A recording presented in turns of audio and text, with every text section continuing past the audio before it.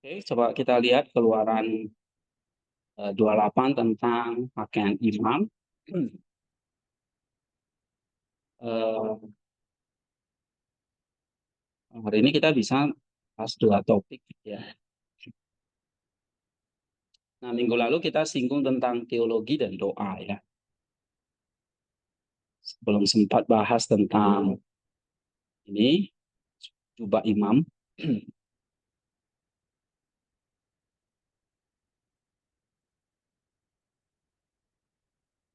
Ada yang ambil topik ini? Nggak ada ya? Oke, coba baca. Sikap jubah imam. Setelah mencari hal-hal ini dan memakai selalu secara bermantel, akan jiwa Musa yang telah dibersihkan dan diangkat melalui penghinaan seperti ini sekali lagi diangkat ke kemudian wawasan lain ketika dia diajari melalui pakaian imamat. Masuk di dalamnya adalah jubah, baju efod, tutup dada yang bersinar dengan cemerlangan batu mulia, serban kepala dan daun logam di atasnya, celana panjang, bola delima, lonceng, dan di atas semua ini adalah rasional dan ajaran-ajaran dan lempeng bambu yang diikat menjadi satu di setiap sisinya, yang disatukan dengan nama-nama para bapa bangsa.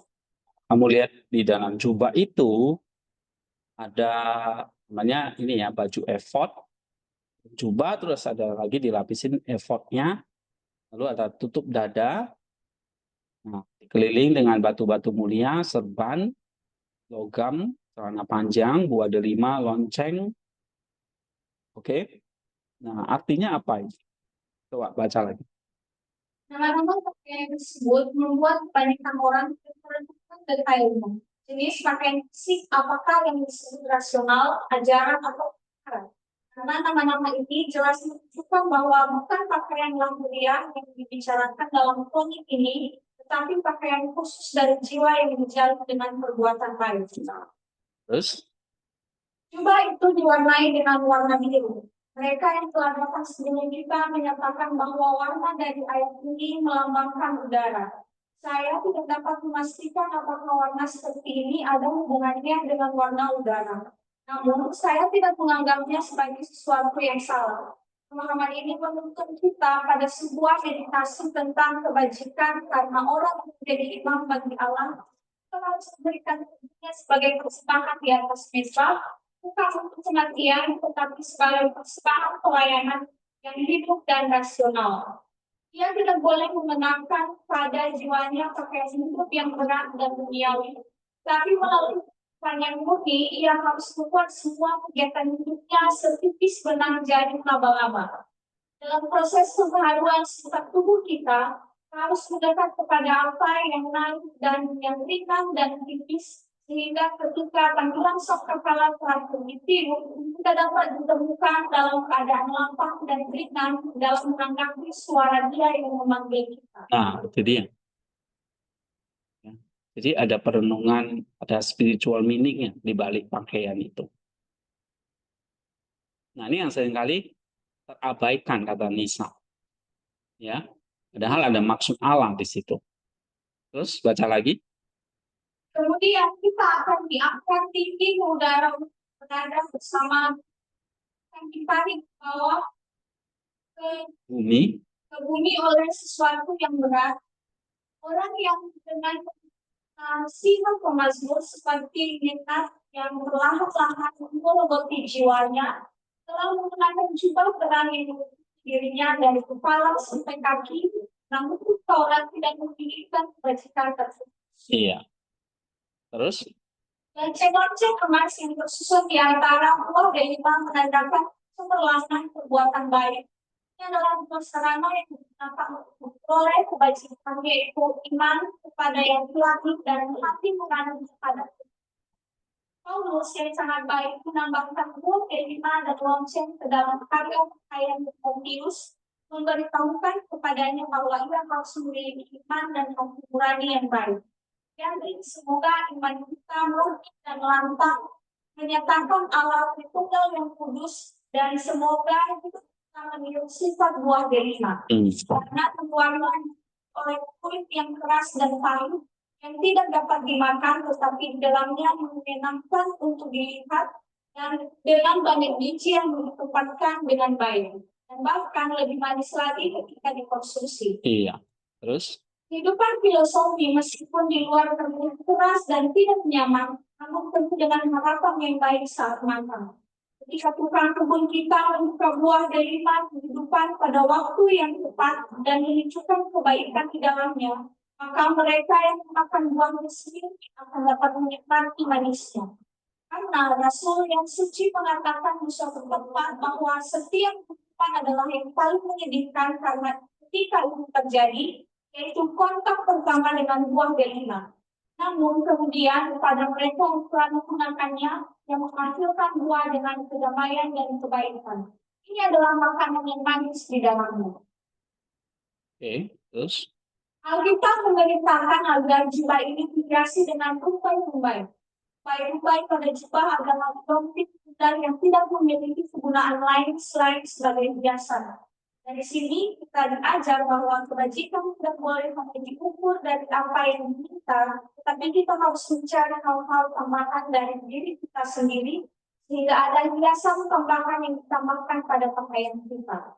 Demikian juga dengan Paulus yang menambahkan rupa-rupa indahnya sendiri pada peraturan-peraturan yang ada. Karena sementara Hukum Taurat memerintahkan agar para imam yang melayani di Bait Allah mengambil makanan mereka dari Bait Allah itu sendiri, dan mereka yang memberitakan Injil harus memberi nafkah dari Injil. Paulus memberitakan Injil tanpa menerima upah dalam keadaan lapar, haus, dan telanjang. Ini adalah jumpai-jumpai tambahan yang indah yang menghiasi jubah tata cara. Terus?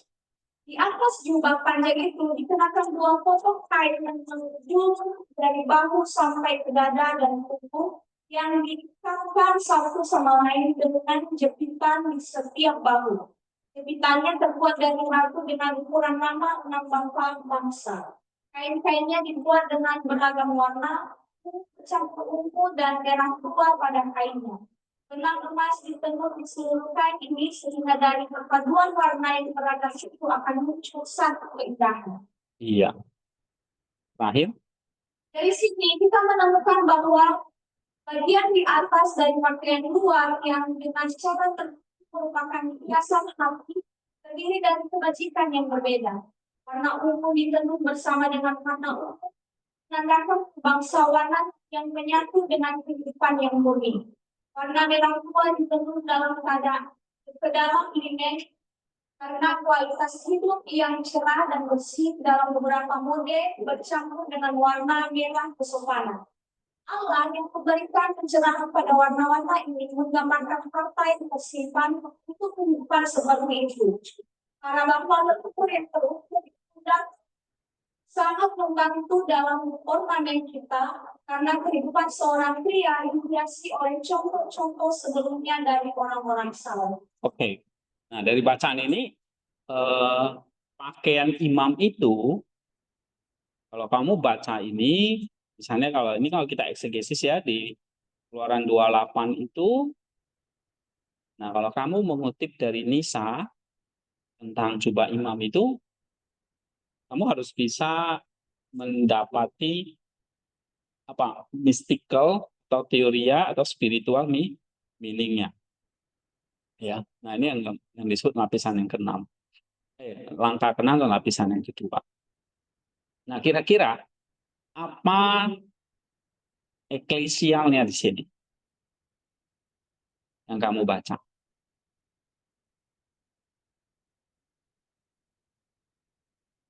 Ini kalau kalian harus bisa meringkas nih namanya, ya kan? Ringkas ini kan saya ingatkan lagi, ini adalah apa? Meringkas itu referensi, mengutip, supaya kamu bisa membuat sebuah paragraf tentang satu topik di dalam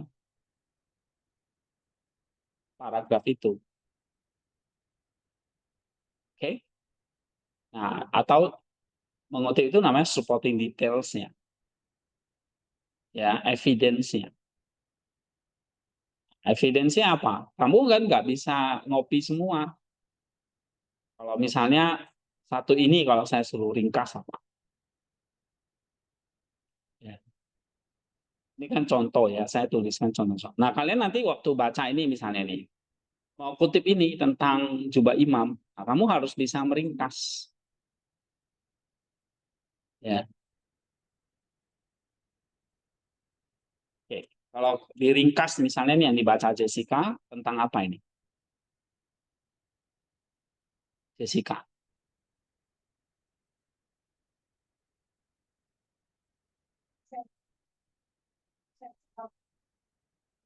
Hmm. Jubah itu tidak hanya sekedar untuk keindahan fisik atau jubah yang indah itu bukan cuma sekedar untuk dilihat secara fisik, tapi melambangkan batik yang bersih dalam beberapa. Oke. Jubah melambangkan kebajikan dari orang-orang yang sudah apa percaya pada hukum Taurat. Ya. Nah, ini ada beberapa. Kita pertama dalam ringkas itu kan kita sebetulnya sedang melakukan apa ini? Mencari, meringkas itu artinya kamu sedang menganalisis sebetulnya. Kamu mencari poin-poin pentingnya, ya. Jadi langkah-langkah eh, meringkas itu kamu cari inti-intinya, poin-poin pentingnya. Kayak seperti kamu membedah analisis sih. Ya, analisis itu kamu membedahnya. Oke, ini contoh sudah saya kerjakan ya karena memang kita semester ini kita fokus tentang sebetulnya topikal ya. Jadi kamu dapat apa itu The Life of Moses-nya Nisa, ya satu sisi kamu belajar buku ini, di sisi lain kamu belajar eksegesisnya gitu. Ya, dengan topik-topik yang saya suruh kalian pilih di sini. Nah, tapi nggak hanya dari Nisa, kamu harus cari Christ Center-nya. Christ Center-nya ingat ya, lihat misalnya eh, kejadian Keluaran 28. Ya, ini satu pasal ini tentang pakaian imam. Keluaran 28 ayat 1 sampai 43. Ya kan? Nah, kalau kamu mau eksegesis itu menarik satu pasal tapi ya. Karena nggak hanya pakaiannya ini termasuk pernak-perniknya ya dan hal-hal lain. Celananya gitu. Jadi satu pasal. Dan ini kenapa kok diberikan satu pasal khusus ya? Panjang sekali. Jadi berarti ada hal penting yang disampaikan oleh kita, oleh Allah kepada kita. Oke. Nah, ini kalau misalnya kita punya referensi, ya kita harus bisa kutip. Ya. Nah, ini analisisnya atau ringkasannya seperti ini. Coba baca. Sekian. Jubah imam. Masih yang jelas psikologis yang sangat mendalam Hmm. harusnya dijalin dalam kehidupan seorang. Nah, itu tadi yang dikatakan Jessica. Ada kebajikan. Jadi di balik imam jubah yang dipakai oleh imam itu, jadi seorang imam itu harus bisa menjadi cermin. Tahu cermin ya? Kaca. Cermin. Cermin apa? Kebajikan rohani, spiritual. Nah, seorang imam tuh harus tahu dia pakai baju ini simbol-simbolnya apa itu yang melekat pada dirinya dan diingatan terus. Ya, maka saya pikir eh, di biara-biara ya, misalnya di Ortodoks maupun di Katolik yang di Barat itu para biarawan itu nggak pakai pakaian kayak gini, nggak pakaian bebas, tetapi jubah. Itu namanya mereka sebut itu jubah Kristus, jubah imam. Karena Kristus itu imam besar, ya, atau kita yang sudah lahir baru itu memakai pakaian Kristus. Ini jubah itu mereka yang kamu lihat tuh ya, hitam, yang mungkin putih gitu ya. Kalau para biarawati itu juga ada jubahnya.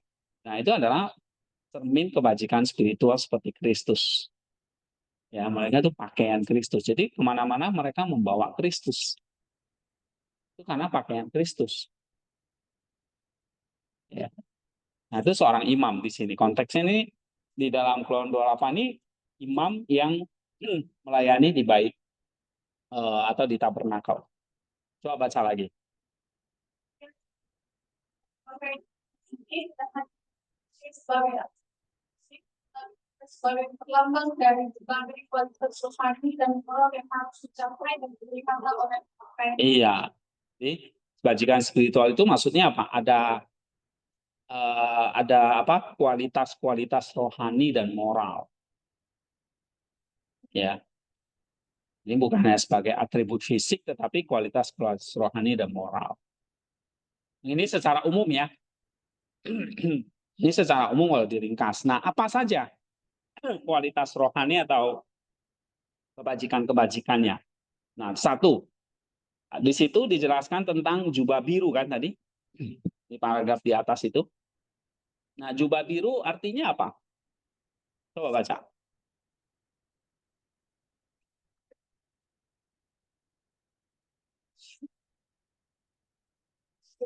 Iya.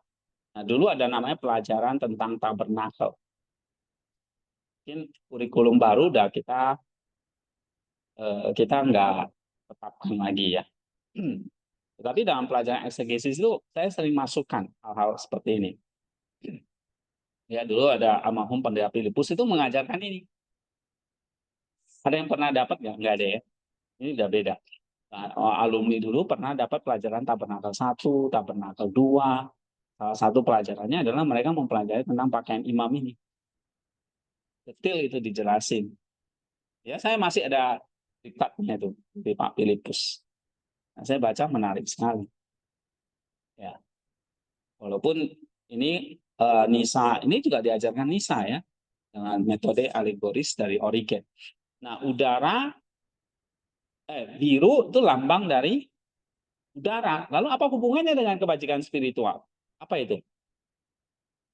Murni, ya. Udara itu meningkatkan apa? Kebajikan yang murni dan spiritual. Udara nggak bisa dilihat, itu hal-hal rohani. Dan udara itu bersih, murni.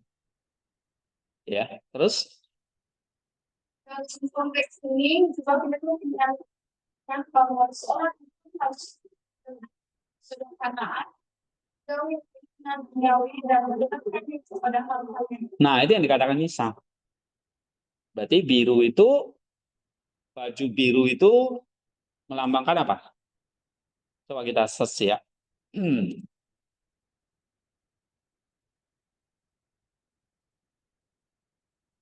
Nih. Warna biru ya. Nah, ini.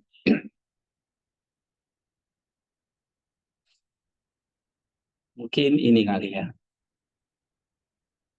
Nah, mana gambarnya? Kelihatan ya? Kenapa? Biru. Kalian bisa ambil nanti di Google banyak ya. Nih, warna biru dominan. Oke, kamu bandingkan nah misalnya nih jubah imam yang masih dipertahankan gereja timur, mirip seperti di pakaian imam ini. Tahu, sering lihat dia kan di bapak-bapak gereja, ikon-ikon seperti ini, melihat ada. Nih, misalnya ini jubah nih, sama seperti ini ya, walaupun warnanya bisa variasi ya. Nah, ini ada jubah-jubahnya nih. Dan itu ada simbol-simbolnya memang, ada maknanya. Tapi semua itu diambil dari keluaran dasar Alkitabnya dari keluaran 28. Ya, ada sedikit perbedaan antara versi barat dan timur. Coba ya. Pakaian imamnya ini yang barat ya. Timur itu ya kayak gini. Enggak nih. Nah, nih seperti ini ya jubahnya.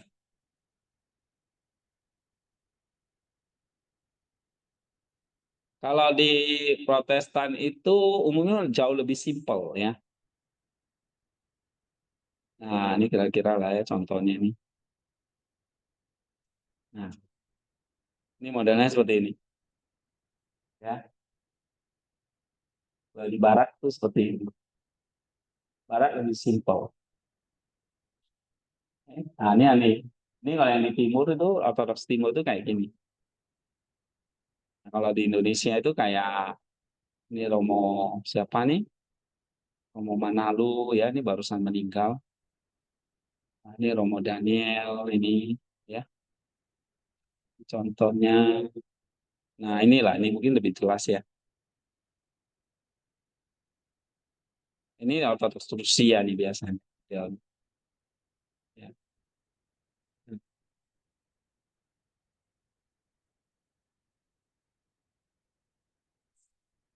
Ini ada banyak banyak model-modelnya.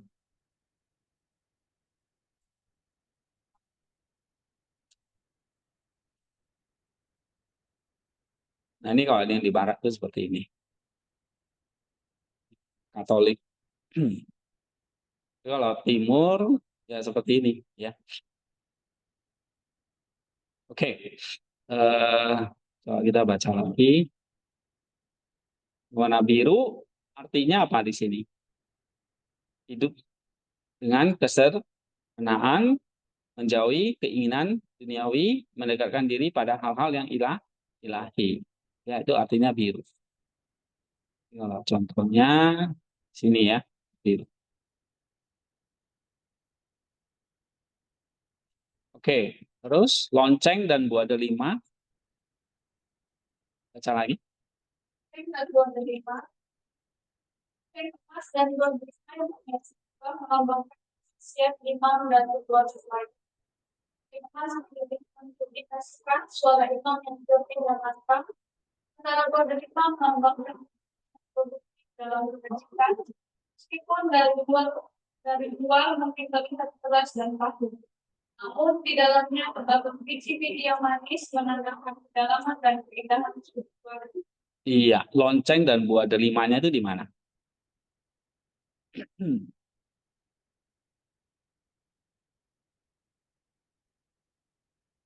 Nah, kalau kita lihat di sini, eh,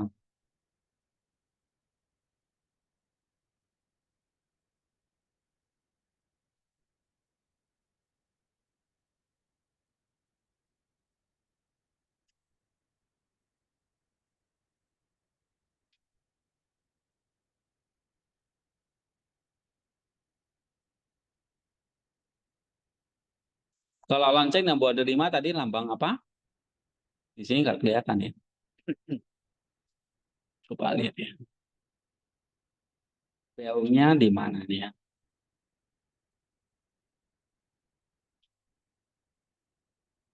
Nah, ini mungkin lebih jelas. Lonceng dan buah delima artinya buah delima itu kan keras ya. Lonceng dulu. Lonceng itu melambangkan apa? Suara imam yang jernih dan lantang. Kalau delima produktif ya. Kehidupan yang produktif dalam kebajikan. Nah, walaupun terlihat dari luar itu keras dan pahit, tapi di dalamnya manis. Nah, manis itu menandakan apa? Kedalaman dan keindahan spiritual yang tersembunyi. Oke. Lalu rumbai-rumbai. Baca, memang. Ya, manner. Pada juga kita sebagai jasa bahwa kebajikan tidak hanya diukur dari kewajiban yang jelas, tetapi juga dari usaha tambahan yang datang dari hati. Ini menegaskan pentingnya usaha ekstra dan dedikasi pribadi dalam menjalani kehidupan kebajikan. Iya. Ini rumbai-rumbai pada jubah itu mengajarkan apa? Hah? Kebajikan datang dari usaha ekstra ya, dedikasi dalam menjalani kehidupan kebajikan. Oke, nah rumbai-rumbainya ini coba nih yang lebih jelas ya.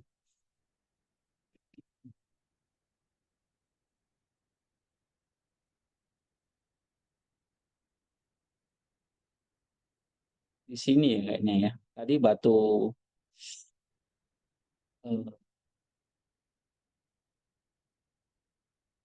ini turban, ini urim, tumim, effortnya di bawah sini. Ini ya, stone ini batu permata nih ya. Ada 12.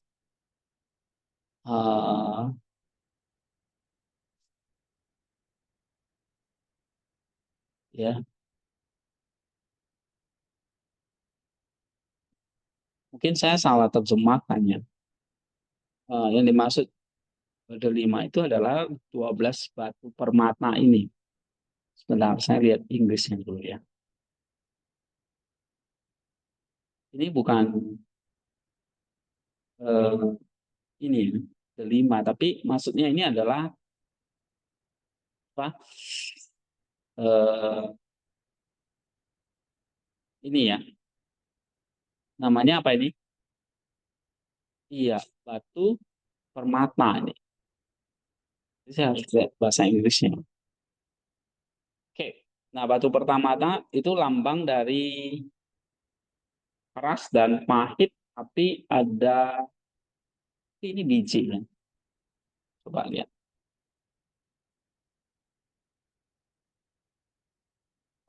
Punya mana ini? Nanti deh ya, waktu kita habis pula. Oke, kita lanjut aja. Eh, mahkota sekarang. Nah, tadi rumbai-rumbai yang mana? Yang dimaksud dengan rumbai-rumbai yang mana?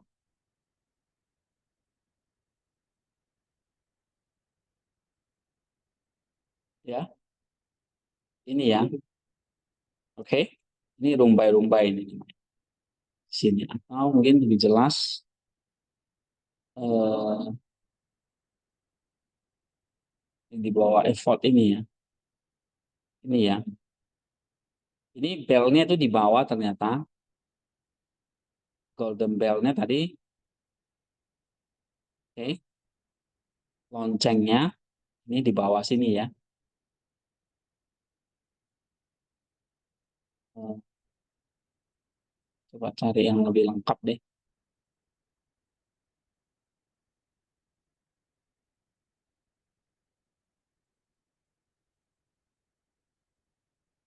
Ini gamis, celana lengan, kemeja beragi, ikat pinggang, serban,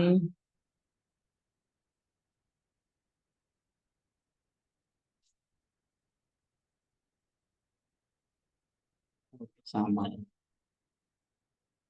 Oke deh. Nah, sekarang mahkota. Mahkota itu apa? Baca mainan. Dalam undang emas selama kemudian mereka bicara kehidupan dengan baku baca. Huruf tersebut menunjukkan kebenaran dan kebijaksanaan spiritual. Dengannya dapat dipahami melalui kehidupan yang saleh dan simultan. Oke, jadi mahkotanya itu ya jadi ini ya, namanya mahkotanya ini, turbannya ya. Mahkota adalah lambang dari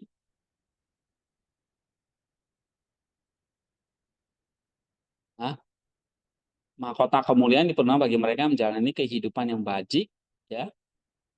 Lalu huruf-hurufnya menunjukkan kebenaran dan kebijaksanaan spiritual. Itu yang dijelaskan oleh Nisa ya. Oke, mungkin ada bagian seperti ini ya. Kalian bisa baca lebih jelas ya. Nah ini ada ya, gamis, selendang tutup dada nih, semua ada di sini ya. Ini akan lebih jelas ini. Nih, ya. Atau tadi di sini ini juga ada nih, di bawah pressnya ini. Oke. Ini ambil dari pakaian kebenaran keluaran 28 ini.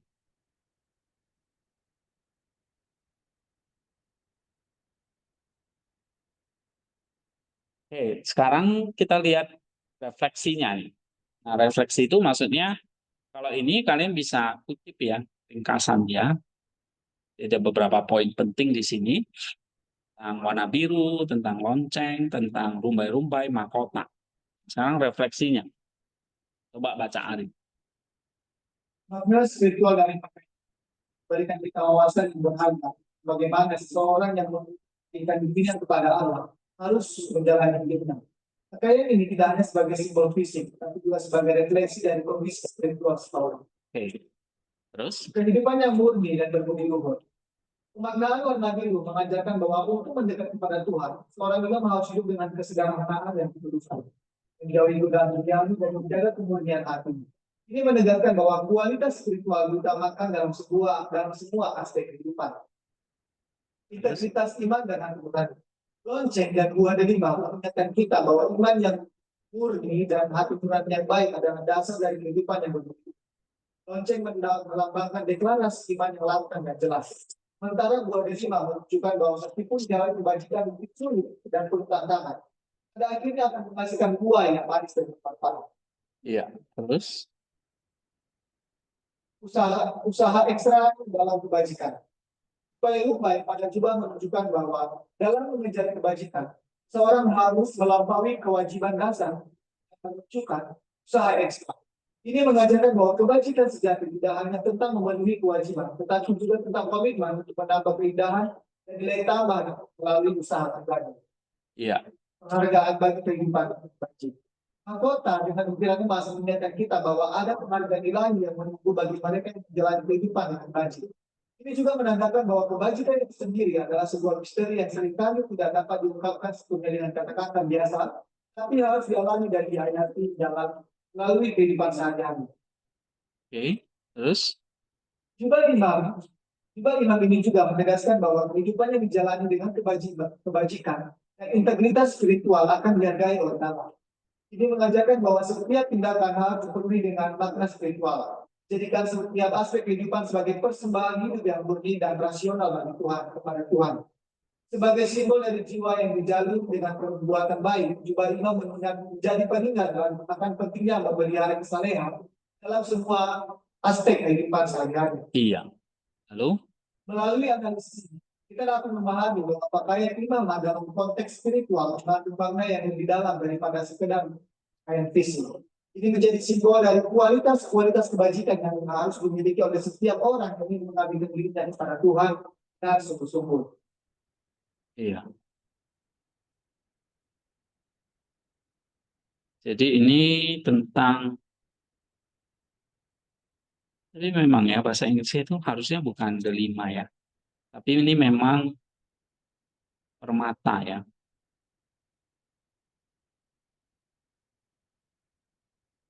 Iya. Oke. Nah ini contoh implikasinya ya. Misalnya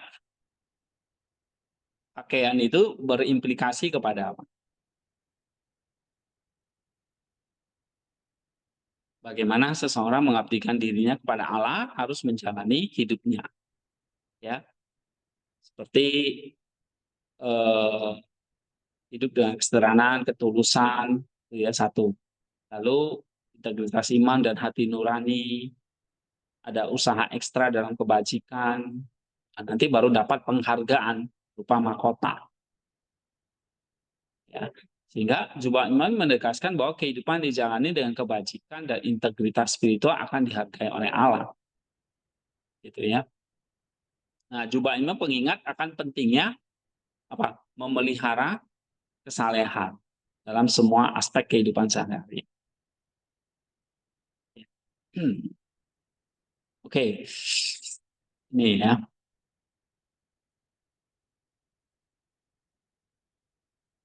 Nah, misalnya ini kita bisa lihat ya, misalnya Keluaran 28 di situ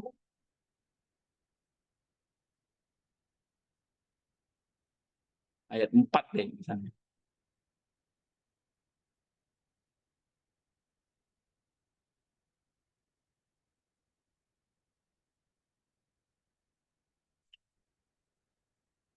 Tentang pakaian yang harus dibuat itu ada tutup dada, baju efod, gamis, kemeja yang ada raginya, sorban, dan ikat pinggang. ya kan? Nah, kalau lihat ex reference ini di mana ini? Eh, di Imamat 8 ayat 7 juga ada, ya kan? Nah, misalnya kalau kita kaitkan dengan eh, masalah pakaian ya, kita kaitkan dengan misalnya Galatia, coba kita buka ya. Galatia 3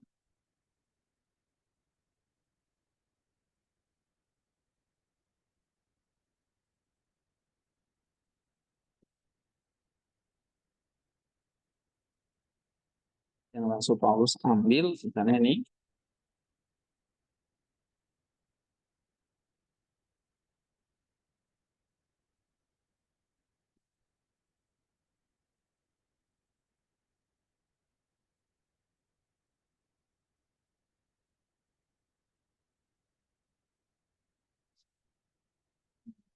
ini coba bahasa ini antar ya, garment,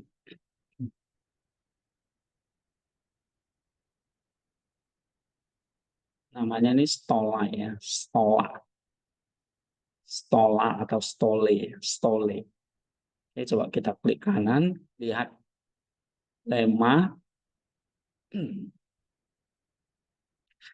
Nah, Septuaginta memakai namanya garment atau stole, ya. Nah, kita ingin lihat apa yang dipakai Rasul Paulus kata ini ya. Misalnya di dalam, ada nggak dia pakai ya, stole ini? Dia nggak pakai ya. The best garment.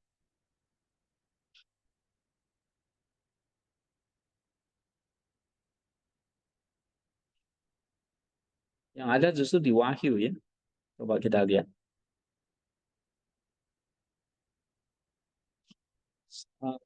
Stole. Form, coba. Ya. Lema.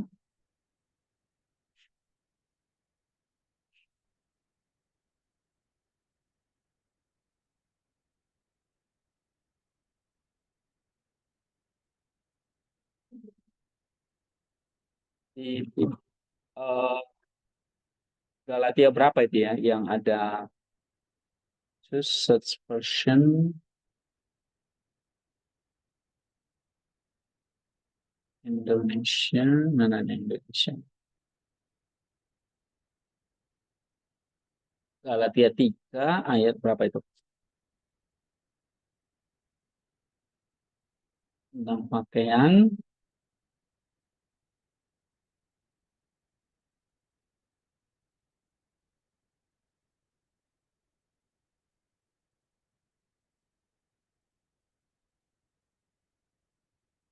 Pakaian yang lama ya. Ya, memakai kata ekuda sasta ya.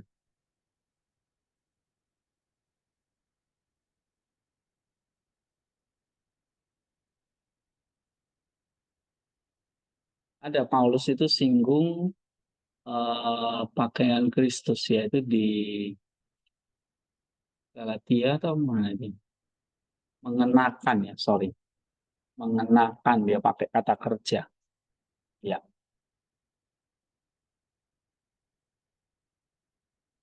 itu di Galatia 3:27 ya, bukan 17. 3 ayat 27, coba kita lihat. Sebab kamu semua dibaptis dalam Kristus telah mengenakan Kristus. Ya, enedu saste. Enedu saste itu artinya kita put on ya, memakai baju. Memakai baju.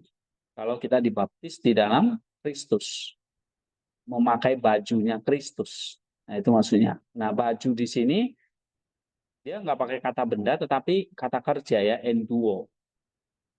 Ya, coba kita lihat kata mengenakan ini menarik. Ada nggak muncul di dalam perjanjian lama? Ternyata enggak ya. Oke. Enedu seste yang ada.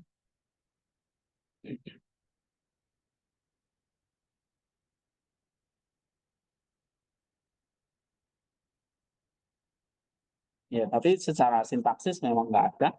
Nah, tapi kita bisa kaitkan misalnya ini ya, eh, Galatia 3 ayat 27. Ya.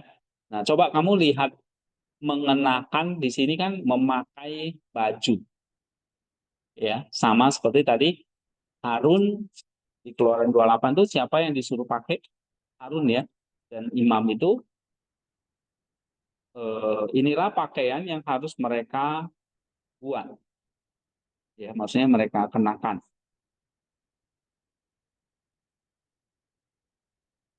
Oke. Nah, pasal 28 ayat 4 itu.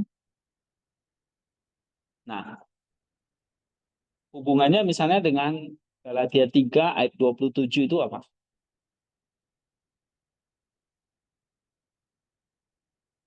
Galatia 3 ayat 27. Mengenakan Kristus. Ya. Atau coba kita lihat Roma 13:14. Ini juga sama. Kenakanlah Tuhan Yesus Kristus sebagai perlengkapan senjata perang. Ya kan? Lalu Roma 13 ayat 12 ini menanggalkan baju-baju perbuatan jahat atau gelap. Sehingga di sini baju itu adalah simbol lambang dari apa? Kalau kita disuruh tanggalkan, ini kayak perbuatan-perbuatan, ya tadi kayak Nisa katakan itu perbuatan-perbuatan bajik, ya perbuatan-perbuatan yang saleh. Nah itu disimbolkan dengan baju. Jadi ini bukan sekedar pakaian fisik, tapi simbol dari apa? Kualitas-kualitas kebajikan. Nah kalau Paulus suruh menanggalkan, berarti ini pakaian-pakaian yang kotor.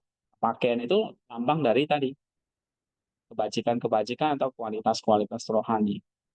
Ya. 1 Korintus 15 nih, mengenakan pakaian tidak dapat binasa atau pakaian tidak dapat mati. 2 Korintus 5 sebab dengan demikian kita berpakaian dan tidak kedapatan telanjang.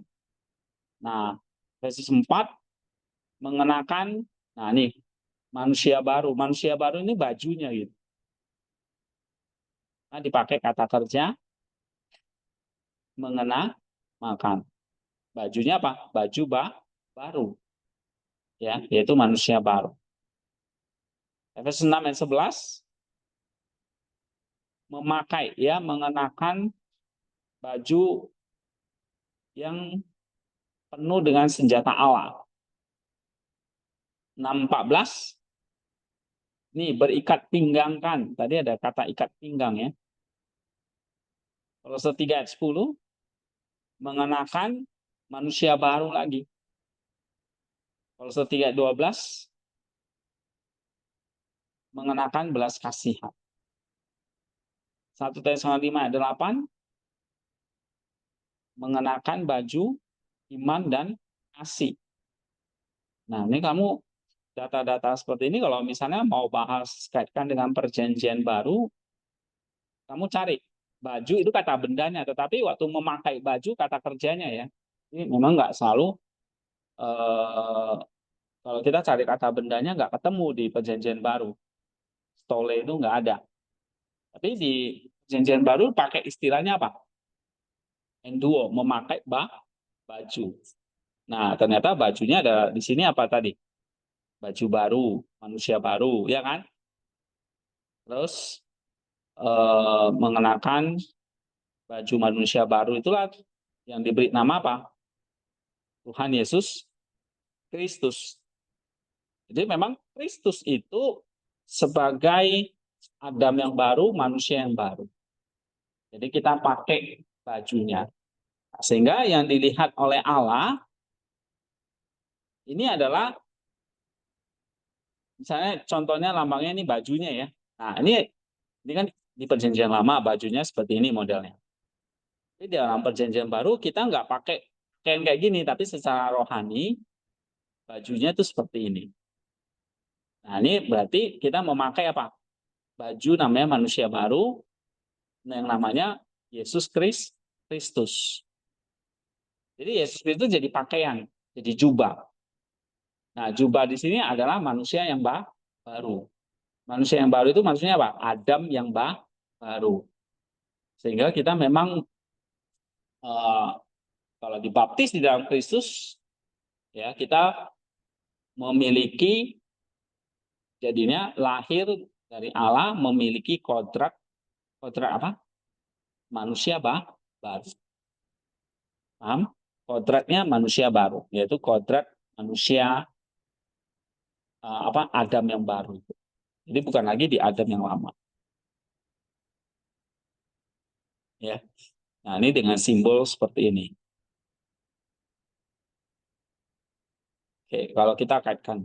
Nah, tapi syaratnya kalau kita lihat dalam uh, Galatia tadi, Galatia 3:27 itu, kamu harus dibaptis di dalam Kristus. Baru kamu bisa mengenakan apa? Kristus. Nah, mengenakan Kristus itu artinya mengenakan manusia baru, mengenakan Adam yang baru. Ya. Berarti ini sebetulnya menjadi pakaian ini menjadi semacam tipologi bagi kita ya. Di perjanjian lama ada pakaian imam seperti ini. Ini sebetulnya mau menunjukkan bayangan nanti kita memakai pakaian imam seperti ini. Ya, imam besarnya siapa? Kristus. Otomatis Kristus pakai bajunya kan. Nah, bajunya itulah yang kita pakai. Jadi kamu dilihat jadi seperti Kristus, seperti imam itu. Bukan imamnya, tapi seperti imam itu. Ya, tetapi karena kamu juga pakai baju imam, kamu jadinya akhirnya jadi imam. Seperti yang kata Petrus, imamat rajani itu. Ya, imam besarnya adalah Kristus. Jadi kita adalah imam bagi diri kita sendiri.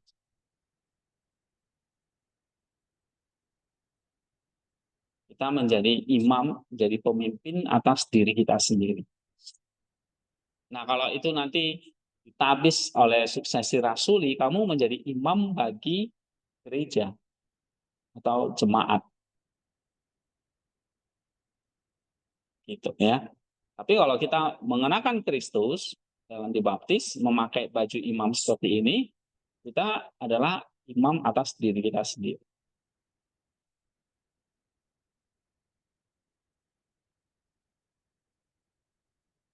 Oke, ini tentang jubah imam ya. Perenungan Nisa tentang jubah imam. Kalau hati-hati kadang-kadang kalau kita kaitkan dengan perjanjian baru, memang kata bendanya misalnya nggak muncul ya, tapi kata kerjanya ada, juga bisa diambil. Ya.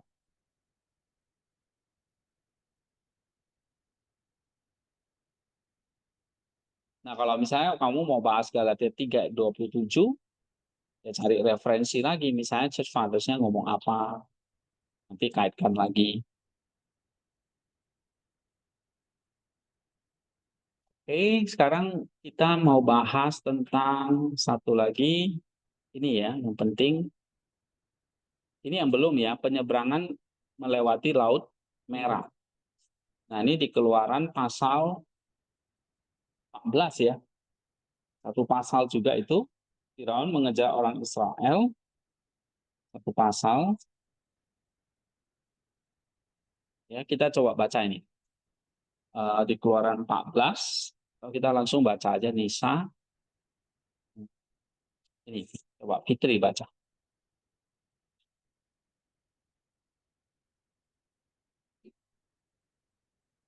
Ini, menyeberangi Laut Merah.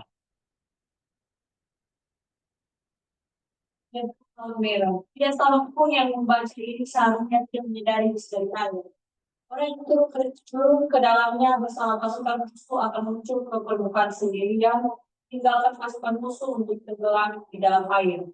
Karena siapa yang tidak menyadari bahwa tentara Mesir dengan kuda-kudanya, kereta-kereta, para kusir, pemanah, pengubah tentara bersenjata lengkap, dan musuh-musuh lainnya adalah hawa nafsu yang dapat memperbudak manusia karena pikiran yang tidak bisa diatur dan dorongan daging mendorong seseorang kepada kesenangan, kesedihan, dan iri hati yang tidak dapat dibedakan dari tentara yang telah dibicarakan sebelumnya. Mengumpat adalah batu yang dilemparkan langsung dari gendongan. Emosi yang panas adalah titik getar dari tombak. Gairah yang cenderung pada kesenangan terlihat pada kuda-kuda yang dengan dorongan yang kuat menarik kereta. Ada 3 pengemudi di dalam kereta yang disebut wazir, karena sebelumnya kamu telah diajarkan tentang misteri tiang pintu samping dan atas.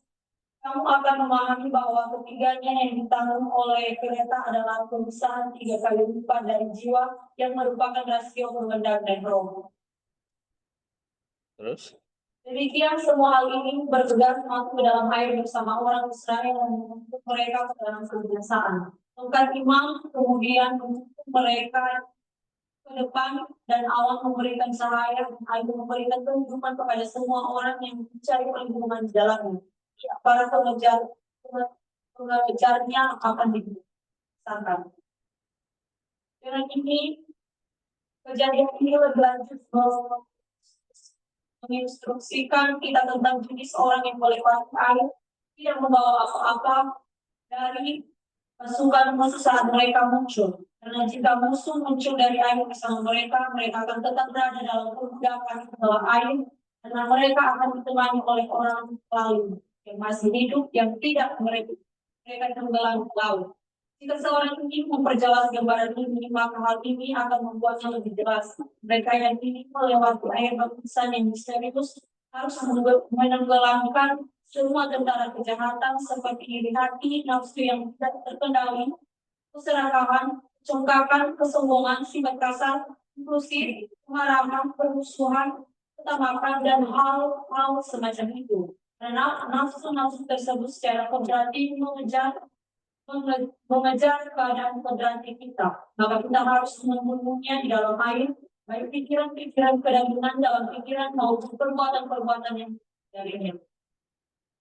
Terus? Dengan cara yang sama seperti roti, tidak berarti dikonsumsi pada hari yang pasca yang misterius, merupakan sebutan bagi korban yang dikorbankan, yang darahnya membuktikan kematian orang yang melakukan pengorbanan. Demikian juga hukum Taurat sekarang memerintah kita untuk mengkonsumsi roti tidak beragi pada hari raya Paskah atau adonan tidak beragi yang tidak bercampur ragi tua. Hukum Taurat memerintah kita bahwa ini berarti tidak boleh ada kejahatan yang bercampur dengan kehidupan yang baru. Sebaliknya, kita harus membuat awal yang baru dalam hidup setelah hal-hal ini, memotong kesinambungan kejahatan, membuat perubahan besar menjadi lebih baik.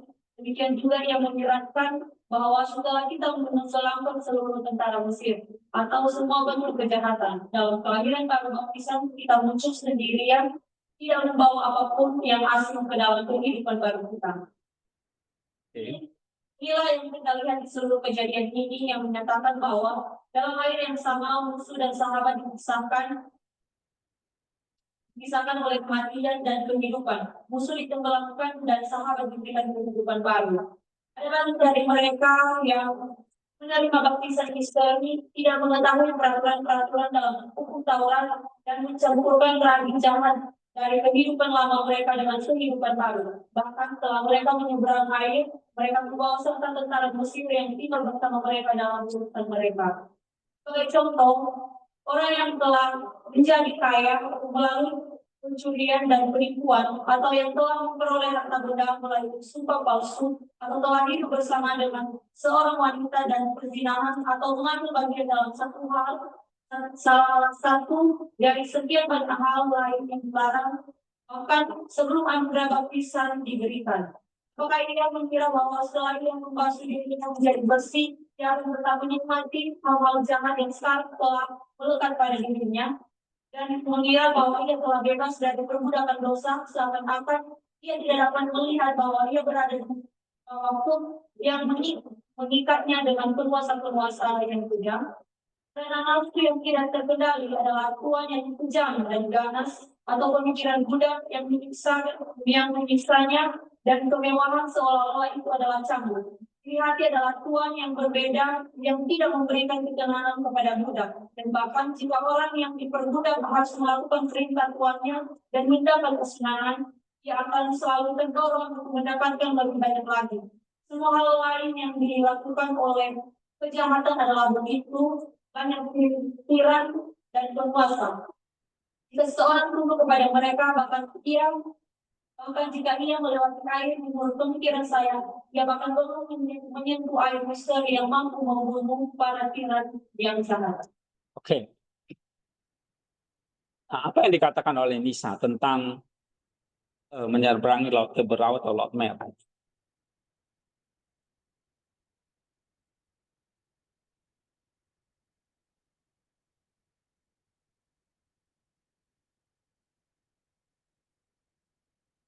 Ini simbol dari apa? Tadi kalau pakaian imam, simbol kesalehan, kebajikan, ya, kebajikan spiritual yang kalau saya pernah ajarin kalian. Nah,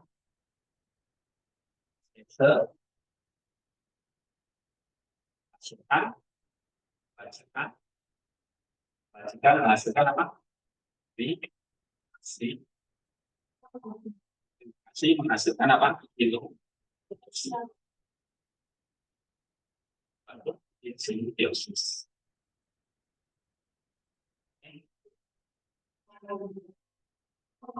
Nah, tapi menyeberang laut Teberau itu adalah ini bicara soal ini pakaian imam di sini. Artinya tadi kalau kita kaitkan pakaian imam itu sama dengan apa? Pakaian Chris. Kalau manusia apa? Kodrat baru. Kodrat baru atau Adam. Nah, yang kita kerjakan adalah setelah memakai pakaian itu adalah mengejar kebajikan, salehan, kesederhanaan, ya. Ini ada 10. Oke, kalau menurut Maximus apa? Takut akan Allah.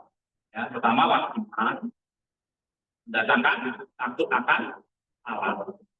Ya kan? Takut akan Allah itu mendatangkan apa? Kesabaran, sabar. Sabar itu mendatangkan apa? Harapan itu mendatangkan apa? Itu baru nanti kan. Nah, kalau Paulus, ya, simpelnya iman, pengharapan, kasih.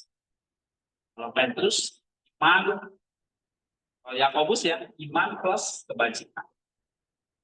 Ya, iman plus perbuatan baik. Nah, kalau Filokania itu mengajarkan apa? Maximus dan lain itu iman tambah atur akan Allah, menghasilkan apa? Pertobatan, pengendalian diri, ya, lalu menghasilkan kesalehan, menghasilkan kasih dan sebagainya. Itu Petrus, ya. Tahu ada 10 yang saya ajarkan. Iman mendatangkan apa? Takut akan Allah atau pertobatan. Seingat kan? Ini ya.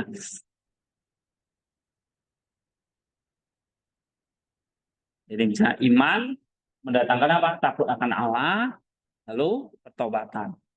Pertobatan mendatangkan apa? Self control. Self control mendatangkan apa? Nepsis. Nepsis, lalu long suffering, kesabaran atau ketekunan, baru pengharapan. Pengharapan mendatangkan kerendahan hati, dispassion, lalu love. Nah, ini 10 kebajikan. Ya. yang kita sampai melalui sebelum masuk ke sini dari tadi itu masih di Mesir. Nah, kamu harus nyebrang dulu di laut. Laut Merah itu tampak dari apa? Di sana. Karena itu sebelum kamu bisa memakai musang dan sebagainya itu nggak bisa mereka pakai pakaian imam dulu kalau mereka belum ya nyebrang. Kita juga seperti itu. Kita harus dibaptis dulu di dalam Kristus. Lalu kita bisa masuk ke Laut Merah ini satu sisi nih. Kita belum mati baru. Masih di Mesir, supaya keluar dari Mesir harus menyeberang Laut Merah. Supaya bisa pindah ke sini. Nah, pindah ke sini, ini apa? Askese itu lambang dari apa? Padang gurun, padang pasir, padang gurun. Ya, kalau Pak Yasan tuh selalu mengatakan itu aman bermain gitu ya. Ini padang gurun sih. Ya. Padang gurun yang apa ya? Kalau kayak tadi dikatakan nampaknya di luar itu keras, sulit. Nah, tapi di dalamnya mah. Nah, nanti pada gurun itu kan ada simbol dari askese itu kita nggak berjalan sendiri. Ada apa tuh? Yang awan, yang api. Lalu ada mana. Lalu ada hukum Taurat. Ya, gitu. Nah, ini semua apa? Lambang dari apa? Askese plus terus dikaitkan dengan namanya. Di mana kita menemukan sekarang hukum Taurat, yang awan, yang api, gerak, mana, itu di mana? Gereja. Jadi gereja itu fungsinya menyalurkan apa? Kasih karunia, anugerah dan kebenaran. Nah, anugerah dan kebenaran itu adalah simbol dari Kristus. Penuh anugerah dan penuh kebenaran. Anugerah ini untuk menemani askese. Tapi nggak cukup anugerah dan kebenaran, harus ada askese. Jadi bagi saya kalau kamu bermain nggak cukup, tapi bermainnya di mana? Padang gurun. Padang gurun itu keras. Oleh sebab itu kita butuh anugerah dan kebenaran. Tapi dalam konteks kita bukan bermain, askese. Askese itu apa? Tuhan, orang. Tapi askese itu bukan tujuan akhir. Harus mendatangkan apa? Kebajikan. Karena kita udah pakai pakaian Kristus. Jadi, kalau kita bercermin, kita lihat ini manusia yang baru dengan pakaian Kristus. Ya kan? Nah, berarti pakaian itu kan nampak di luar kan. Nah, kebajikan itu harus nampak di luar. Kalau ini di dalam. Ini ya, menerima anugerah kebenaran. Ini kita yang tahu di dalam. Ini di dalam, inside. Memang kita dalam padang gurun kita nggak berjalan sendiri. Ada gereja. Bangsa Israel ada Musa yang mimpin, ya kan? Itu ada tiang awan, tiang api, ada mana, ada Taurat dan sebagainya. Nah, sekarang simbolnya gereja itu memberikan anugerah dan kebenaran. Yang didapat melalui apa? Ibadah, ramen, ya, doa dan sebagainya. Oke, nah ini menemani askese kita, insight di dalam yang kita dapat. Tapi bajikan itu tadi apa? Pakaian. Nah, pakaian itu berarti dilihat orang kan? Yang di dalam enggak.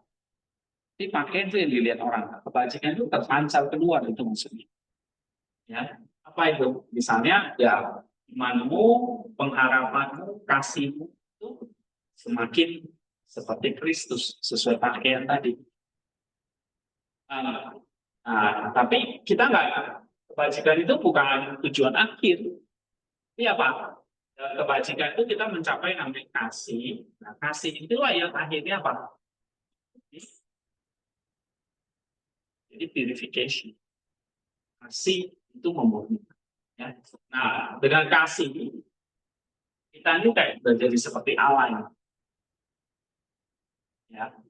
Nah, lalu di sini kita mendapat namanya iluminasi. Iluminasi itu artinya pencerahan. Pencerahan atau paling tinggi itu apa namanya? Iluminasi. Ini yaitu stillness. Stillness itu berarti mental rest, ya, atau stillness of the mind. Nah, nus kamu atau mind kita itu hanya fokus kepada Kristus. Hanya seperti Rasul Paulus katakan, hidup itu adalah Kristus, mati adalah keuntungan. Ini orang-orang yang sudah mencapai iluminasi. Ya, hidupku bukan aku lagi, tetapi Kristus. Ya, aku makin kecil, Kristus makin besar. Ini orang-orang yang mencapai iluminasi. Serapan. Kenapa? Karena mereka sudah melewati, mereka nggak di tahap askese lagi. Ibaratnya kalau padang gurun, mereka tuh tinggal mau nyampe gitu, udah lewati padang gurun ini. Ya, padang gurun itu apa? Askese, kebajikan, purifikasi. Nah, purifikasi ini kan akhirnya kita mencapai dispassion. Dispassion itu maksudnya ini ya, dispassion dan love. Itu purifikasi. Ya, baru nanti bisa iluminasi stillness, pencerahan, baru mencapai namanya teosis. Teosis itu kata Nisa itu adalah proses kesempurnaan terus menerus atau yang disebut dengan deification. Ya, oke, ini gambaran. Nah, sekarang sebelum ke sini bisa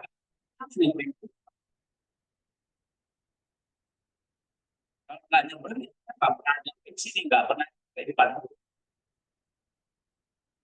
Bandung. Di baptisan, ya kan? Ya, misalnya di kalimat ini dia.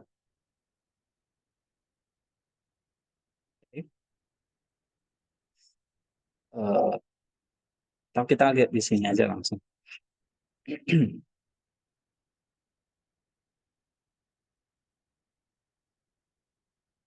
Coba baca nota. Ini kita langsung aja analisisnya. Dari air Nah, sebenarnya air berisiko menyebabkan dari dosa. Air laut merah yang ini mewakili air baptisan yang membersihkan manusia dari dosa dan membebaskan mereka dari dosa. Ketika bangsa Israel membersihkan laut ini, mereka menggunakan musuh mereka untuk menempatkan sebagai kawan nafsu dan dosa yang memperbudak manusia. Ini menunjukkan bahwa melalui baptisan orang Kristen meninggalkan dosa di belakang dan mulai kehidupan baru dalam Kristus. iya. Apa itu? Air laut merah itu simbol dari apa? Air baptisan. Ya, membersihkan apa? Manusia dari dosa dan membebaskan dari belenggu kejahatan. Ya. Jadi ini simbol dari kita keluar dari Mesir ketika kita memasuki hidup yang baru, keluar dari belenggu dosa dan kejahatan. Nah, kalau waktu kita melintasi Laut Merah, Israel itu sedang meninggalkan apa? Musuh mereka, itu bangsa Mesir, untuk tenggelam. Nah, berarti kita harus meninggalkan musuh kita itu apa? Hawa nafsu dan dosa yang memperbudak manusia. Jadi, nah ini kalau kita sudah baptis, ini artinya kita sudah meninggalkan musuh di belakang, yaitu dosa dan hawa nafsu. Sekarang memulai kehidupan baru di dalam Kristus. Nah, itu yang dia katakan. Ya, inilah misteri air dan pembaptisan. Jadi pembaptisan itu maknanya adalah kita meninggalkan dosa di belakang dan memulai kehidupan baru dalam Kristus. Itu yang penting. Ibaratnya orang kita diajak untuk masuk satu kehidupan baru, babak baru. Sekarang memang banyak orang Kristen dibaptis itu gara-gara apa? karena dorongan keluarga, tapi nggak ngerti maknanya apa. Mungkin karena mau nikah, ya aturan gereja dan sebagainya. Oke. Nah, ini tugas kalian adalah nanti mengajarin misalnya orang-orang yang mau dibaptis itu, tekumen dalam katekisasi. Kalian bisa cerita nih tentang Musa, ya, bisa pakai bahan Nisa. Jadi Nisa itu menarik sih ya. Jadi ini kan kayak kisah hidup kita, mulai dari Musa lahir, lalu dia dibesarkan, lalu dia membawa bangsa Israel keluar sampai ke tanah janjian ya, Kanaan. Sebelumnya harus melewati padang gurun. Nah ini kayak kisah kehidupan gereja juga, atau kisah kehidupan kita. Ya. Lalu yang kedua, Musik sebagai alegori dosa. Dan Yesus menggunakan musik sebagai alegori nafsu dan dosa yang mengejar manusia. Sementara ini meliputi berbagai godaan dan kejahatan seperti kesombongan, iri hati, dan nafsu yang tidak terkendali. Dalam menyeberangi Laut Merah, bangsa Israel simbolisnya menenggelamkan semua kejahatan ini di dalam air baptisan. Menunjukkan bahwa untuk hidup baru yang benar-benar bebas dari dosa, seseorang harus melupasi semua dosa yang sebelumnya menguasai mereka. oke. Jadi kalau di sini apa? Menenggelamkan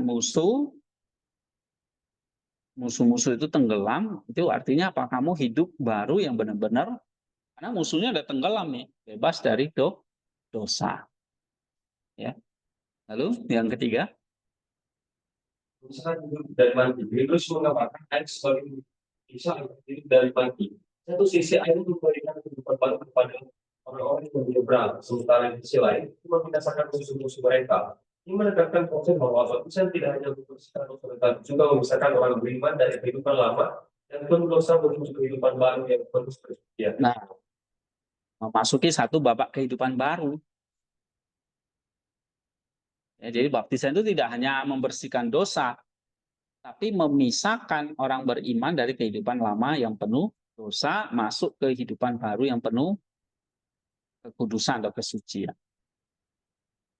Ya, jadi itu simbol air. Air itu sebagai apa? Pemisah antara hidup dan mati. Ya. Nah, tapi ada musuh nih, yaitu tentara Mesir. Ini adalah simbol dari nafsu dan dosa yang mengejar manusia. Ya, tapi kamu harus menyeberang, melintasi. Nah, ini adalah simbol kamu dibaptis, bersihkan manusia dari dosa. Oke, yang keempat. Sendiri, refleksi ini juga bahwa mereka yang telah berbaptis harus menjalani kehidupan yang murni, tidak mencampurkan kejahatan dari kehidupan lama mereka ke dalam kehidupan baru.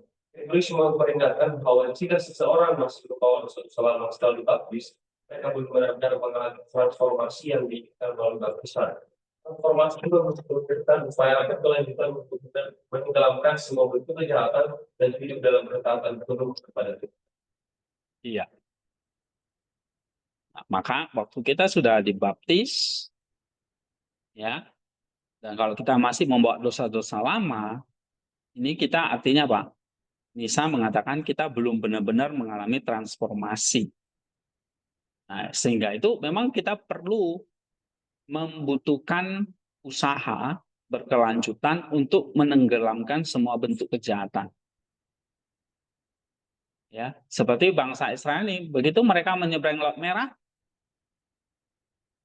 apa mereka semua langsung hidup baik, hidup benar? Enggak juga. Mereka terus bahkan dihukum oleh Tuhan berkali-kali. Ya.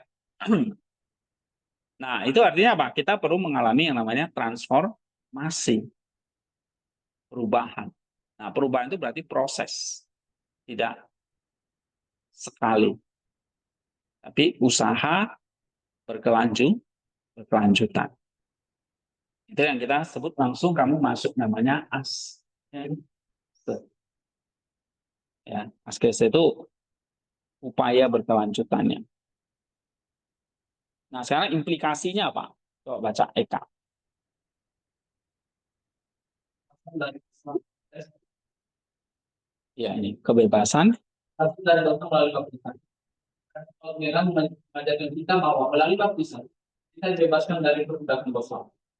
Karena yang membasmi tentara Mesir adalah simbol dari baptisan yang membasmi dosa dalam hidup. Ini mengingatkan kita untuk menghargai makna mendalam dari baptisan sebagai titik balik, di mana kita dibebaskan dari dosa dan memulai perjalanan dalam iman. Oke. Artinya apa di sini? Nah, kalau tadi analisisnya air itu menyeberang Laut Merah itu simbol baptisan, ya kan? Air baptisan. Berarti refleksinya apa yang di sini? Ya, kita dibebaskan dari perbudakan dosa. Itu artinya baptisan. Ya, begitu kamu dibaptis, itu kamu dibebaskan dari perbudakan dosa. Laut Merah itu membasmi tentara Mesir soalnya. Ya, ini artinya simbol baptisan membasmi dosa dalam hidup kita. Nah, ini mengingatkan kita untuk menghargai makna mendalam dari baptisan sebagai titik balik di mana kita dibebaskan dari dosa dan memulai perjalanan baru dalam hidup. Ya, nah, di minggu depan ini nanti saya mau ngajar beberapa pertemuan lah ya, mungkin 1-2 pertemuan katekisasi di gereja. Saya akan ngomong ini. Apalagi ini anak-anak remaja ya, yang kepingin dibaptis tapi mereka mungkin hanya ngerti ya baptisan itu ya kayak ya apa ya, mungkin ya disuruh orang tuanya ya, atau mereka hanya mengerti baptisan itu kalau saya tanya syarat nikah. Nah, itu ya yang saya tanya ya, karena disuruh gereja gitu atau disuruh pasangannya misalnya. Padahal esensinya intinya apa? Satu, baptisan itu berarti apa? Kamu dibebaskan dari dosa. Yang kedua, nah yang kedua ini bebas setelah sudah dibebaskan dari dosa, kamu harus berjuang melawan dosa itu. Tadi kata Nisa, kita masih bisa apa? Membawa dosa-dosa lama. Yang kedua, Gregorius menekankan bahwa kehidupan Kristen dalam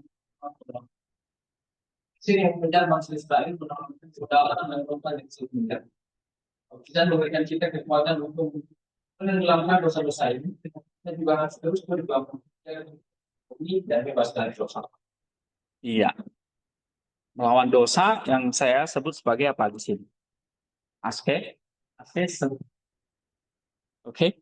Yang ketiga, Transformasi hidup. Jangan kalau yang menjadikan bahwa hidup dan bukan hanya ritual menambahkan komitmen untuk menjalani kehidupan yang berbeda. Jadi aja untuk meninggalkan semua bentuk kejahatan dan hidup sesuai dengan ajaran Kristus, menunjukkan bahwa kita benar-benar telah dibebaskan dari dosa.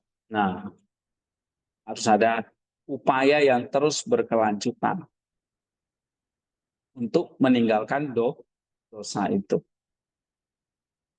Yang keempat, Intinya hidup yang murni. Refleksi ini menekankan pentingnya hidup yang murni setelah baptisan. Gregorius memperingatkan bahwa membawa dosa-dosa lama ke dalam kehidupan baru berarti kita benar-benar dibersihkan. Hidup yang murni adalah tanda dari transformasi yang sejati. Dan ini membutuhkan komitmen untuk terus menolak godaan dan hidup sesuai dengan Tuhan. Berarti dalam penyeberangan Laut Merah itu, setelah kita dibaptis, kita juga diingatkan terus bahwa ada dosa-dosa lama yang belum benar-benar dibersihkan. Nah, ini yang menjadi perjuangan kita. Jadi baptisan itu bukan tujuan, tetapi langkah awal untuk terus membersihkan diri. Ya, makanya Tuhan nggak langsung taruh mereka. Tuhan taruh di padang gurun dulu, diputar-putar dulu. Selama berapa? 40 tahun. Ya kan? Nah, itu artinya apa? Artinya ya kita harus bertransformasi. Tapi ternyata nggak ada yang berhasil. Cuma siapa? Kaleb, Yosua, iya kan? Nah, mereka yang berhasil masuk. Coba baca lagi. Karena kalau perjalanan spiritual yang menggambarkan kebebasan dari dosa, dan baptisan, perjuangan melawan dosa, dan komitmen untuk hidup dalam kesucian. Perjuangan ini menginspirasi kita untuk menghargai dan menjalani makna sejati dari baptisan dalam kehidupan sehari-hari. Iya. Jadi ada pembebasan dari dosa melalui baptisan, tapi setelah itu ada perjuangan melawan dosa, lalu ada komitmen ya untuk upaya berkelanjutan hidup di dalam kesucian. Nah, 3 hal itu, ya, baptisan membebaskan dari dosa, kita harus berjuang melawan dosa dan komitmen untuk hidup dalam kesucian. Oke, ini dari Nisa. Ada pertanyaan nggak?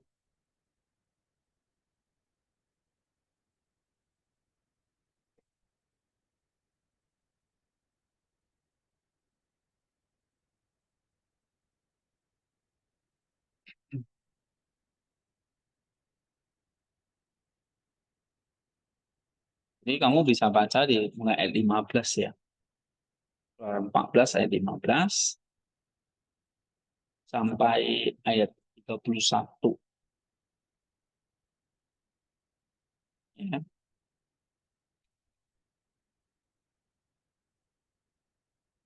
Oke, ada kasus apa? Ada pertanyaan apa tentang paper kalian? Ya, yang mau ditanyakan? Ya. Yang kemarin yang dogmatika udah. Dosennya ada responing nggak?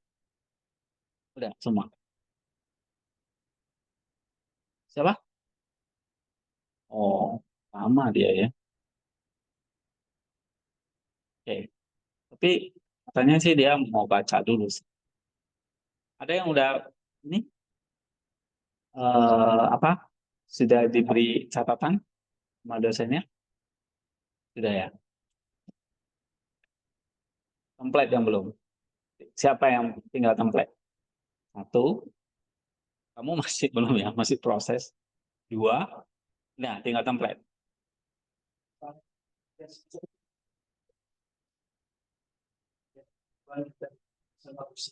Saya berbahaya tapi masih Oh, oke.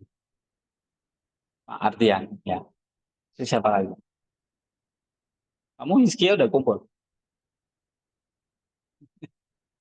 Belum. Ini Fitri juga belum. Jessica sama siapa? Udah ya. Yang saya suruh ke Dorea siapa ya? Oh ya, Duku ya. Juno Dorea. Dia udah saya perbaiki juga. Cuma yang lain saya suruh dosen-dosen itu aja lah. Yang mereka juga bantu. Oke, yang tentang ini, yang PL, series PL ada? Tadi udah mau tanya, Raymond ya?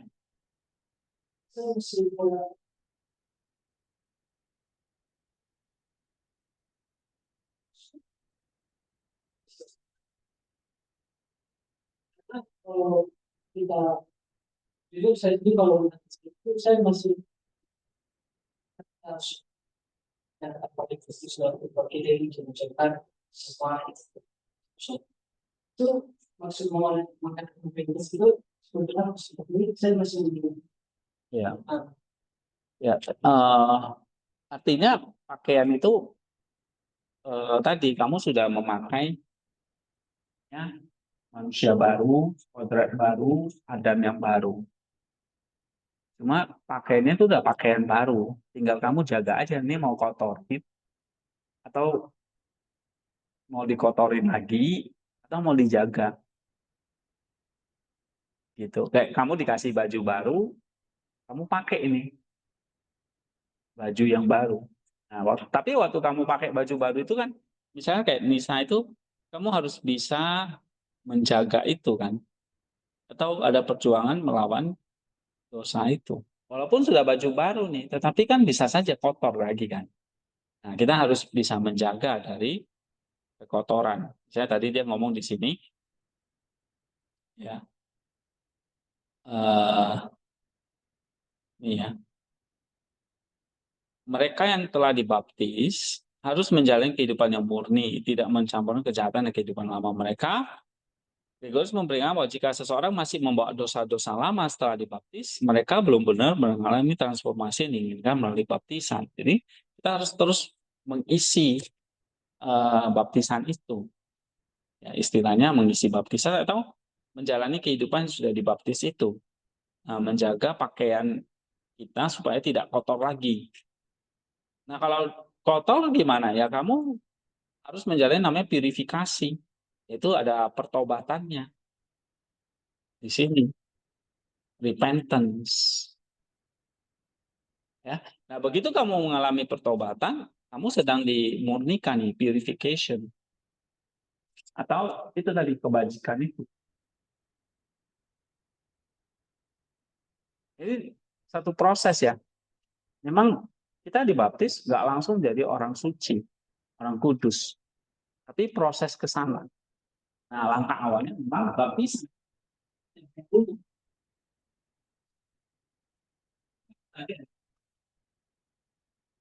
Nah, bukan baptis,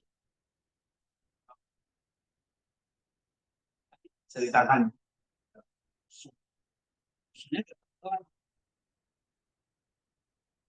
Musuhnya kita. Tapi waktu kamu bebas dari itu, musuhnya udah gak kejar, tapi kamu masih bawa dosa-dosa di Mesir. Israel itu kan hidup di Mesir berapa ratus tahun. Ya, mereka membawa kebiasaan-kebiasaan Mesir. Misalnya penyembahan berhala, ya kan? Itu. Nah, mereka selalu mengeluh sama Musa. Mindsetnya masih Mesir. Nah, mindset itu yang atau yang saya disebut itu Lucy itu harus dibarui. Ya, bukan musuhnya. Musuhnya udah tenggelam. Tapi kita masih membawa mindset lah. Ya, orang Israel itu kan ya tinggal berapa generasi di Mesir, awalnya gaya hidup orang Mesir. Ya, gitu. Wajar. Kita juga begitu.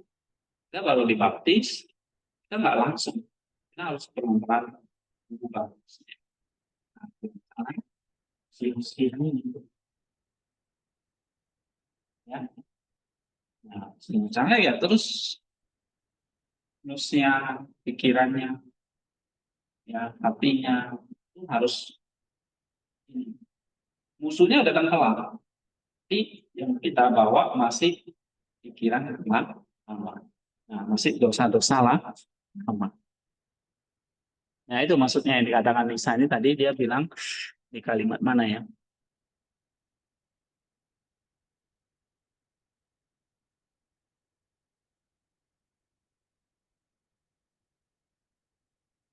Ini ya, di dalam pilar baru baptisan kita khususnya tidak membawa apapun yang asing ke dalam kehidupan baru.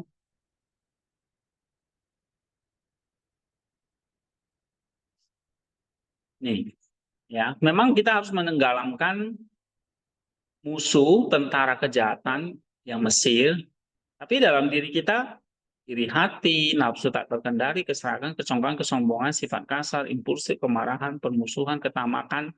Nah, ini kan ada dalam diri kita. Nah, ini yang kita juga harus tenggelamkan. Ya, itu.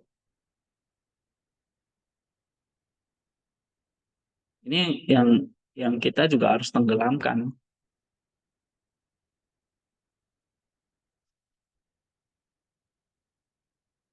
Nah, ini sini ya.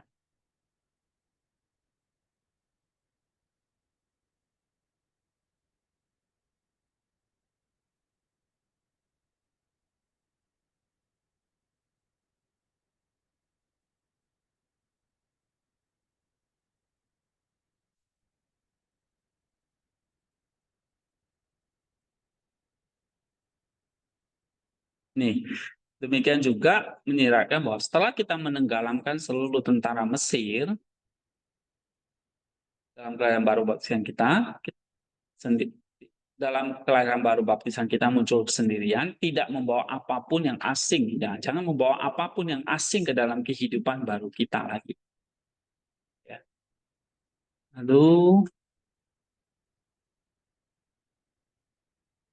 nih, apakah ia mengira bahwa setelah ia membasuh dirinya menjadi bersih, ia akan tetap menikmati hal-hal yang jahat sekarang telah melekat pada dirinya dan mengira ia telah bebas dari perburukan dosa? Belum. Masih dibawa. Orang Israel itu masih membawa ya, hidup yang lah. Orang Israelnya masih hidupnya kayak lama, gitu. Nah, makanya di sini dikatakan di dalam analisisnya tadi dikatakan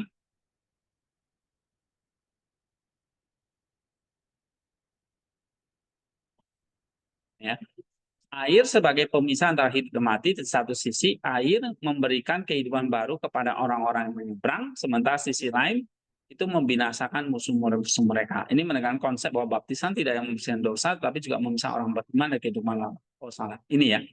Nah ini referensi. Mereka yang telah dibaptis harus menjalani kehidupan murni, tidak mencampur kejahatan kehidupan lama. Mereka dalam kehidupan baru, bahwa jika seseorang masih membawa dosa-dosa lama setelah dibaptis, nah, mereka kenapa masih membawa dosa-dosa lama? Iya, karena itu yang belum ditenggelamkan. Kalau itu ditenggelamkan ya orang Israelnya mati. Gitu. Israelnya bebas, orangnya bebas, tapi masih membawa dosa-dosa yang lama. Nah, ini dikatakan oleh ya di kalimat ini. Jadi kita memang masih membawa dosa-dosa ini. Nah, ini tujuan kita itu harus membuang itu. Karena apa? Karena kamu sudah dibaptis. Gitu. Ya. Jadi proses ke situ.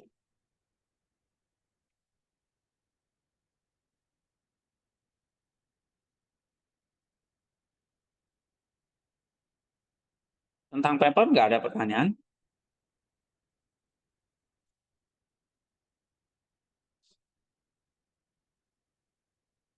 Sudah sampai mana?